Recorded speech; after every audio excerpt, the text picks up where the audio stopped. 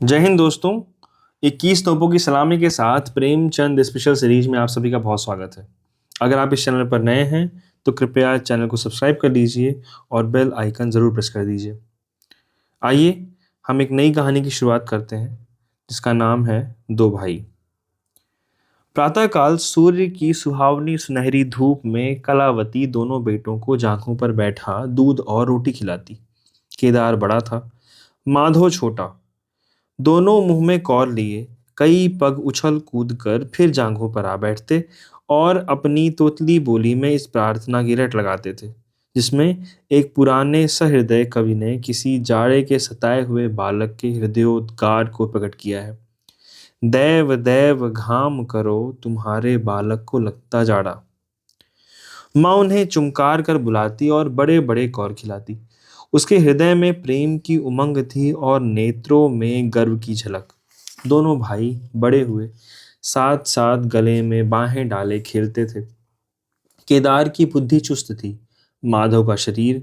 दोनों में इतना स्नेह था कि साथ साथ पाठशाला जाते, साथ साथ खाते और साथ ही रहते थे।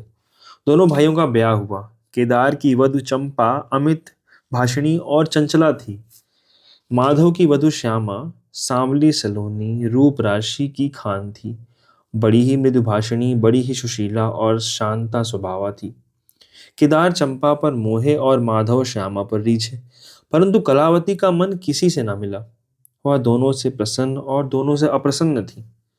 उसकी शिक्षा दीक्षा का बहुत अंश इस व्यर्थ के प्रयत्न में व्यय होता था कि चंपा अपनी कार्य कुशलता का एक भाग श्यामा के शांत स्वभाव में बदल ले। दोनों भाई संतानवान हुए। हरा भरा वृक्ष खूब फैला और फलों से लद गया। कुत्सित वृक्ष में केवल एक फल दृष्टिगोचर हुआ, वह भी कुछ पीला सा मुरझाया हुआ, किंतु दोनों अप्रसन्न थे। माधव को धन संपत्ति की लालसा थी और केदार को संतान की अभिलाषा। भाग्य की इस कूटनीति ने शनैः शनैः द्वेष का रूप धारण किया, जो स्वाभाविक था। श्यामा अपने लड़कों को संवारने सुधारने में लगी रहती, उसे सिर उठाने की फुर्सत नहीं मिलती थी। बेचारी चंपा को चूल्हे में जलना और चक्की में पिसना पड़ता। यह अनीति कभी कभी कटु शब्दों में निकल जाती। श्यामा सुनती, कुढ़ती और चुपचाप सह लेती, परंतु उसकी यह सहनशीलता चंपा के क्रोध को शांत करने के बदले और बढ़ाती। यहाँ तक कि प्याला लबालब भर गया। हिरन भागने की राह न पाकर शिकारी की तरफ लपका। चंपा और श्यामा समकोण बनाने वाली रेखाओं की भांति अलग हो गईं। उस दिन एक ही घर में दो चूल्हे जले, परंतु भाइयों ने दाने की सूरत न देखी और कलावती सारा दिन रोती रही। कई वर्ष बीत गए। दोनों भाई जो किसी समय एक ही पालथी पर बैठते थे, एक ही थाली में खाते थे और एक ही छाती से दूध पीते थे, उन्हें अब एक घर में एक गांव में रहना कठिन हो गया। परंतु कुल की साख में बट्टा न लगे, इसलिए ईर्ष्या और द्वेष की धधकी हुई आग को राख के नीचे दबाने की व्यर्थ चेष्टा की जाती थी। उन लोगों में अब भ्रात स्नेह न रहा, केवल भाई के नाम की लाज थी। माँ भी जीवित थी, पर दोनों बेटों का वैमनस्य देखकर आंसू बहाया करती। हृदय में प्रेम था पर नेत्रों में अभिमान न था। कुसुम वही था, परंतु वह छटा न थी। दोनों भाई जब लड़के थे तब एक को रोते देख दूसरा भी रोने लगता था। तब वह नादान, बेसमझ और भोले थे। आज एक को रोते हुए देख दूसरा हंसता और तालियां बजाता। अब वह समझदार और बुद्धिमान हो गए थे। जब उन्हें अपने पराई की पहचान न थी, उस समय यदि कोई छेड़ने के लिए एक को अपने साथ ले जाने की धमकी देता तो दूसरा जमीन पर लौट जाता और उस आदमी का कुर्ता पकड़ लेता। अब यदि एक भाई को मृत्यु भी धमकाती तो दूसरे के नेत्रों में आंसू नहाते। अब उन्हें अपने पराई की पहचान हो गई थी। बेचारे माधव की दशा शोचनीय थी। खर्च अधिक था और आमदनी कम। उस पर कुल मर्यादा का निर्वाह। हृदय चाहे रोए पर होंठ हंसते रहे। हृदय चाहे मलिन हो पर कपड़े मैले न हो। चार पुत्र थे, चार पुत्रियां और आवश्यक वस्तुएं मोतियों के मोल। कुछ पाइयों की जमींदारी कहाँ तक संभलती। लड़कों का ब्याह अपने वश की बात थी, पर लड़कियों का ब्याह कैसे टल सकता था। दो पाई जमीन पहली कन्या के विवाह में भेंट हो गई। उस पर भी बाराती बिना भात खाए आंगन से उड़ गए। शेष दूसरी कन्या के विवाह में निकल गई। साल भर बाद तीसरी लड़की का विवाह हुआ। पेड़ पत्ते भी न बचे। हाँ, एक की डाल भरपूर थी, परंतु दरिद्रता और धरोहर में वही संबंध है जो मांस और कुत्ते में। इस कन्या का भी गौना ना हुआ था कि माधव पर 2 साल के बकाया लगान का वारंट आ पहुंचा। कन्या के गहने गिरों बंधक रखे गए, गला छूटा। चंपा इसी समय की ताक में थी। तुरंत नए नातेदारों को सूचना दी, तुम लोग बेसुध बैठे हो, यहाँ गहनों का सफाया हुआ जाता है। दूसरे दिन एक नाई और 2 ब्राह्मण माधव के दरवाजे पर आकर बैठ गए। बेचारे के गले में फांसी पड़ गई। रुपए कहाँ से आए? न जमीन, न जायदाद, न बाग, न बगीचा। रहा विश्वास, वह भी उठ चुका था। अब यदि कोई संपत्ति थी तो केवल वही 2 कोठरियां जिसमें उसने अपनी सारी आयु बिताई थी, और उसका कोई ग्राहक न था। विलंब से नाक कटी जाती थी। विवश होकर केदार के पास आया और आंखों में आंसू भरकर बोला, भैया, इस समय मैं बड़े संकट में हूँ, मेरी सहायता करो। केदार ने उत्तर दिया, आजकल मैं भी तंग हो रहा हूँ, तुमसे सच कहता हूँ। चंपा अधिकार पूर्ण स्वर में बोली, अरे तो क्या इनके लिए भी तंग हो रहे हैं? अलग भोजन करने से क्या इज्जत अलग हो जाएगी? केदार ने स्त्री की ओर कनखियों से ताकर कहा, नहीं नहीं, मेरा यह प्रयोजन नहीं था। हाथ तंग है तो क्या, कोई ना कोई प्रबंध किया ही जाएगा। चंपा ने माधव से पूछा, 5-20 से कुछ ऊपर ही के गहने रखे थे ना? माधव ने उत्तर दिया, हाँ, ब्याज सहित कई 125 रुपए होते हैं। केदार रामायण पढ़ रहे थे, फिर पढ़ने में लग गए। चंपा ने तत्व की बातचीत शुरू की, रुपया बहुत है, पर हमारे पास होता तो कोई बात न थी।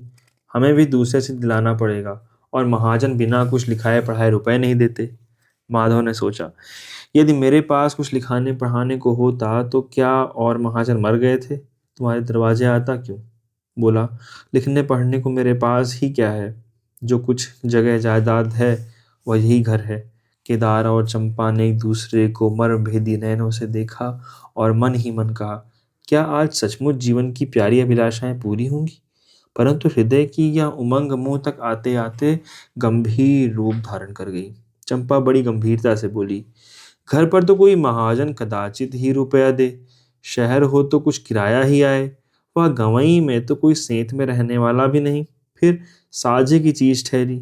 केदार डरे कि कहीं चंपा की कठोरता से खेल बिगड़ न जाए। बोले, एक महाजन से मेरी जान पहचान है, वह कदाचित कहने सुनने में आ जाए।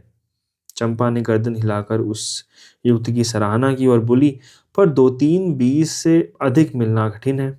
केदार ने जान पर खेल कर कहा, अरे बहुत दबाने पर 4-20 हो जाएंगे, और क्या। अब की बार चंपा ने तीव्र दृष्टि से केदार को देखा और अनमनी सी होकर बोली, महाजन ऐसे अंधे नहीं होते। माधव अपने भाई भावज के इस गुप्त रहस्य को कुछ कुछ समझता था। वह चकित था कि इन्हें इतनी बुद्धि कहाँ से मिल गई। बोला, और रुपए कहाँ से आएंगे? चंपा चिढ़कर बोली, और रुपयों के लिए और फिक्र करो, 125 रुपए इन 2 कोठरियों के इस जन्म में कोई न देगा। 4-20 चाहो तो एक महाजन से दिला दूं, लिखा पढ़ी कर लो। माधव इन रहस्यमय बातों से सशंक हो गया। उसे भय हुआ कि यह लोग मेरे साथ कोई गहरी चाल चल रहे हैं। दृढ़ता के साथ अड़कर बोला, और कौन सी फिक्र करूं? गहने होते तो कहता, लाओ रख दूं। यहाँ तो कच्चा सूद भी नहीं है। जब बदनाम हुए तो क्या 10 के लिए और क्या 50 के लिए, दोनों एक ही बात है। यदि घर बेचकर मेरा नाम रह जाए तो यहाँ तक तो स्वीकार है, परंतु घर भी बेचूं और उस पर भी प्रतिष्ठा धूल में मिले, ऐसा मैं ना करूँगा। केवल नाम का ध्यान है, नहीं तो एक बार नहीं कर जाऊं तो मेरा कोई क्या करेगा। सच पूछो तो मुझे अपने नाम की कोई चिंता नहीं। मुझे कौन जानता है, संसार तो भैया को हंसेगा। केदार का मुख सूख गया। चंपा भी चकरा गई। वह बड़ी चतुर वाक निपुण रमणी थी। उसे माधव जैसे गंवार से ऐसी दृढ़ता की आशा न थी। उसकी ओर आदर से देखकर बोली, लालू, कभी कभी तुम भी लड़कों की सी बातें करते हो। भला इस झोपड़ी पर कौन 100-200 रुपए निकाल कर देगा? तुम 125 के बदले 100 ही दिलाओ, मैं आज ही अपना हिस्सा बेचती हूँ, उतना ही मेरा भी तो है। घर पर तो तुमको वही 4-20 मिलेंगे। हाँ, और रुपयों का प्रबंध हम आप कर देंगे। इज्जत हमारी तुम्हारी एक ही है, वह न जाने पाएगी। वह रुपया अलग खाते में चढ़ा दिए जाएंगे। माधव की इच्छाएं पूरी हुई। उसने मैदान मार लिया। सोचने लगा, मुझे तो रुपयों से काम है, चाहे एक नहीं 10 खाते में चढ़ा लो। रहा मकान, वह जीते जी नहीं छोड़ने का। प्रसन्न होकर चला। उसके जाने के बाद केदार और चंपा ने कपट भेष त्याग दिया और बड़ी देर तक एक दूसरे को इस कड़े सौदे का दोषी सिद्ध करने की चेष्टा करते रहे। अंत में मन को इस तरह संतोष दिया कि भोजन बहुत मधुर नहीं किंतु भर कठौत तो है। घर हाँ देखेंगे कि श्यामा रानी इस घर में कैसे राज करती हैं। केदार के दरवाजे पर दो बैल खड़े हैं। इनमें कितनी संग शक्ति, कितनी मित्रता और कितना प्रेम है। दोनों एक ही जुए में चलते हैं। बस इनमें इतना ही नाता है। किंतु अभी कुछ दिन हुए जब इनमें से एक चंपा के मैके मंगनी गया था तो दूसरे ने 3 दिन तक नार में मुंह नहीं डाला। परंतु शोक, एक गोद के खिले भाई, एक छाती से दूध पीने वाले आज इतने बेगाने हो रहे हैं कि एक ही घर में रहना भी नहीं चाहते। प्रातः काल था। केदार के द्वार पर गांव के मुखिया और नंबरदार विराजमान थे। मुंशी दाता दयाल अभिमान से चारपाई पर बैठे रेहन का मसविदा तैयार करने में लगे थे। बार बार कलम बनाते और बार बार खत रखते, पर खत की शान न सुधरती थी। केदार का मुखारविंद विकसित था और चंपा फूली नहीं समाती थी। माधव कुमलाया और म्लान था। मुखिया ने कहा, भाई ऐसा हित न भाई ऐसा शत्रु। केदार ने छोटे भाई की लाज रख ली। नंबरदार ने अनुमोदन किया, भाई हो तो ऐसा हो। मुख्तार ने कहा, भाई सपूत का यही काम है। दाता दयाल ने पूछा, रेहन लिखने वाले का नाम? बड़े भाई बोले, माधव वल्द शिवदत्त। और लिखाने वाले का? केदार वल्द शिवदत्त। माधव ने बड़े भाई की ओर चकित होकर देखा। आंखें डबडबाईं। केदार उसकी ओर देख न सका। नंबरदार, मुखिया और मुख्तार भी विस्मित हुए। क्या केदार खुद ही रुपया दे रहा है? बातचीत तो किसी साहूकार की थी। जब घर में ही रुपया मौजूद है तो इस रहनामे की आवश्यकता ही क्या थी? भाई भाई में इतना विश्वास? अरे राम राम! क्या माधव 80 रुपए का भी महंगा है? और यदि दबा ही बैठता तो क्या रुपए पानी में चले जाते? सभी की आंखें सैन द्वार परस्पर बातें करने लगी, मानो आश्चर्य की अथाह नदी में नौकाएं डगमगाने लगी। श्यामा दरवाजे की चौखट पर खड़ी थी। वह सदा केदार की प्रतिष्ठा करती थी, परंतु आज केवल लोक रीति ने उसे अपने जेठ को आड़े हाथों लेने से रोका। बूढ़ी अम्मा ने सुना तो सूखी नदी उमड़ आई। उसने एक बार आकाश की ओर देखा और माथा ठोक लिया। अब उसे उस दिन का स्मरण हो आया जब ऐसा ही सुहावना सुनहरा प्रभात था और दो प्यारे प्यारे बच्चे उसकी गोद में बैठे हुए उछल कूद कर दूध रोटी खाते थे। उस समय माता के नेत्रों में कितना अभिमान था, हृदय में कितनी उमंग और कितना उत्साह।